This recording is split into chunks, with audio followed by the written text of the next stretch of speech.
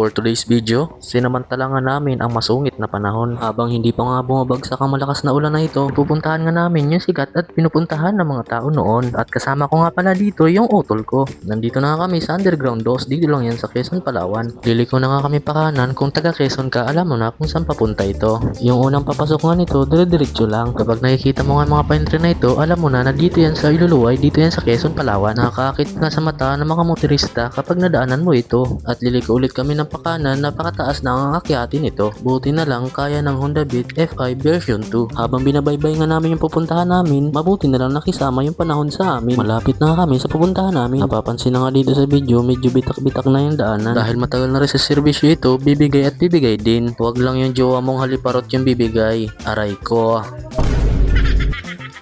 Nandito na nga kami sa sadya talaga namin. Ito yung sikat na sikat noon na pinapasyalan ng mga tao. Ito ang Beaudic. Dito lang yan matatagpuan sa Quezon, Palawan. Ito dati yung sikat na pasyalan dito sa Quezon, Palawan. Ito yung Beaudic, guys. Rakyatin natin. Dito ako laging nagpapasyal dati. Nung hindi pa ganito kasukal to eh. Ngayon grabe kasukal na dito. Parang pinabayaan na talaga oh. Pati yung mga kalsada sira-sira na rin. Ngayon halos wala nang pasyal-pasyal dito eh, kasi nga medyo na rin to. Medyo masukal na ito dito eh. Pero meron pa rin pa ilan-ilan na pumupunta. Sa aking pag-akyat nga dito, sinalubong ako ng pusang ito para bang wini-welcome kami sa pagpunta namin dito. Sa pagkakataong ito, nauna nga yung pusa sa akin at para ba tinuturo niya yung daan kung saan papunta. Hindi lang pala nag-iisa yung pusang ito, may kasama pa pala ito na tila ba bumuo sila ng isang pamilya. O diba talo ka pa ng pusa, ikaw 30 ka na, hindi ka pa mag-asawa.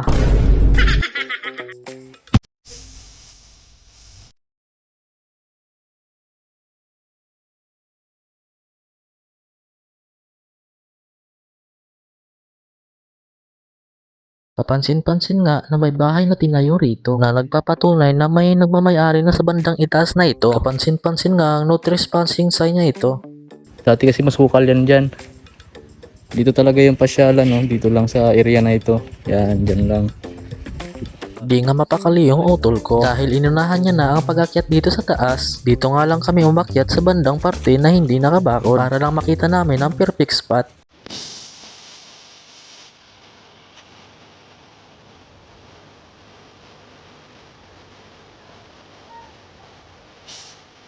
Di na rin kami tumagal sa pagkakataong ito. Buwaba na rin nga kami baka kasi bumuhos ang napakalakas na ulan. Hindi ka na nga mahihirapan sa pagbaba mo dito. May nilagay na ngang hawakan para hindi mahirapan ang pag-akyat at pagbaba mo dito. Naisip ko nga dito yung mga nakaraang lumipas. Nakasama ko yung mga tropa noon na dito yung pasyalan namin. May pagkakataon nga nagbo-burn fire pa kami dito. Ngayon kasi hindi na masyadong pasyalin yung lugar na ito. Sa pagkakataong ito, aalis na nga kami ng utol ko. Maraming salamat kung nakaabot ka sa video na ito.